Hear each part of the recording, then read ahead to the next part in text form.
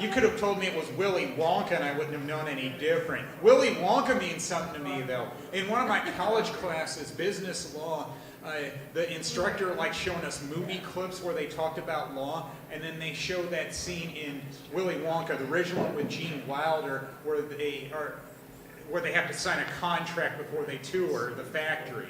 So there we go.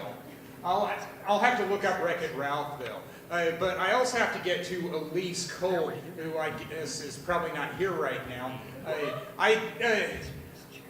It's so hard to wrap my head around that one, for lack of a better term, where I've heard other comics say that before, where they like hearing my laugh. But in this case, I'm thinking of a different time where that happened, where it was a comic I didn't know. I know Elise fairly well. Where he started off his set by saying he wanted to hear me laugh. And then he got through his set, and when I didn't, he said, "Fuck you." And it's like, okay. I talked with him after that, but, I mean, my reaction to somebody's set shouldn't make or break somebody is all I can think of. Call me crazy, I'm just one person.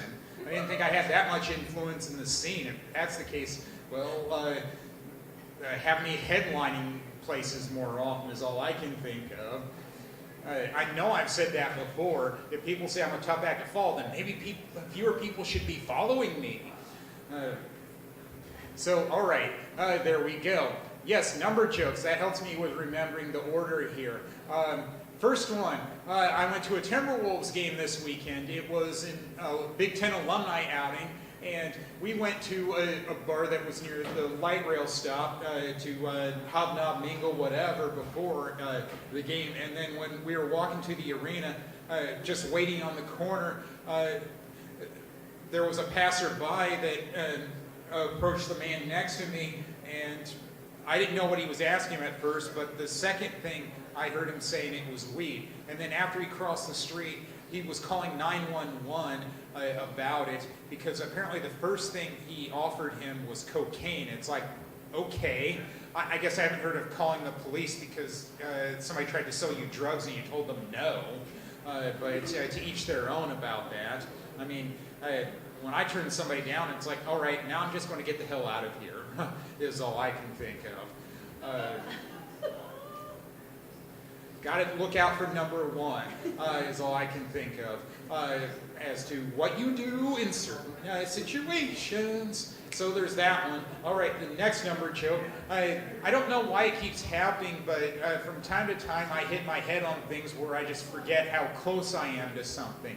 In this case, I was at home doing dishes, and that happened. And what I end up doing is quizzing myself right after it happened, even though I don't lose consciousness. It's like, all right, what year was the Magna Carta signed, to see if I'm still fine? And it's like, all right, I already know that, so I don't know if that's the best test out there, but it still helps satisfy my mind when I do that.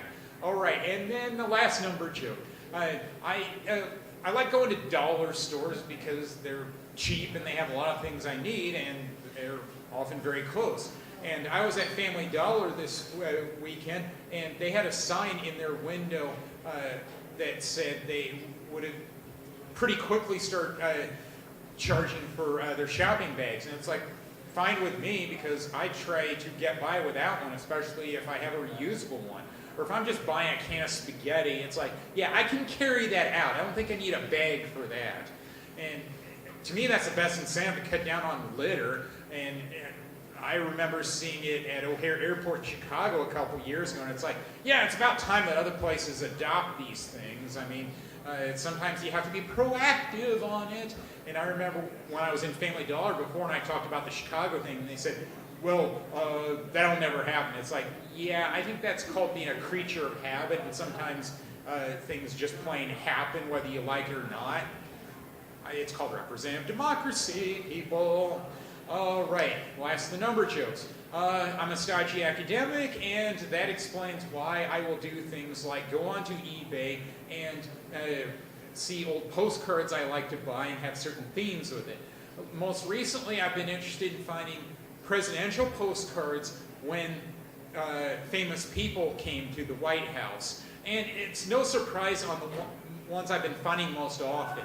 Usually they're meeting President Reagan. It's like, oh, yeah, I guess he was an actor before he was governor of California and president. That makes sense that he'd want to meet some of his friends while he was still president. That's the presidential privilege you get. You remember a sketch on Saturday Night Live about that one time, where Danny DeVito actually pronounced it as Regan, where he was calling Frank Sinatra. So most recently, the presidential postcards I bought, it was when Tom Selleck came to the White House, and then when Merle Haggard, the musician, performed for him. And it's like, nothing wrong with having a variety on that. You can have whoever you want when you're president entertain you. So there we go, presidential postcards. And then DVDs. I like finding good ones at the library. And being a stodgy academic, it doesn't surprise me that much that I end up liking thrillers. Because there aren't a lot of ways where you can keep me guessing. But when I'm watching a thriller movie, there's some suspense in it, and I'm often wondering, all right, keep me guessing. I need to be challenged. Sometimes I need a challenging movie. That's why I like documentaries as well. And this weekend I saw the one called Nocturnal Animals starring Amy Adams, and it started off with obese naked women as art. And it's like, wow, that's really weird, but I guess there are a lot of different ideas for art, so again, to each their own. But that's still weird on how to start off a movie. But it didn't end that way, I'll say that much. And there's got to be a good one to end on here. Yes, earlier today I was listening to public radio and it was talking about literacy, and it was sad but true what it said about those who don't read that well or are dyslexic are more likely to end up in jail.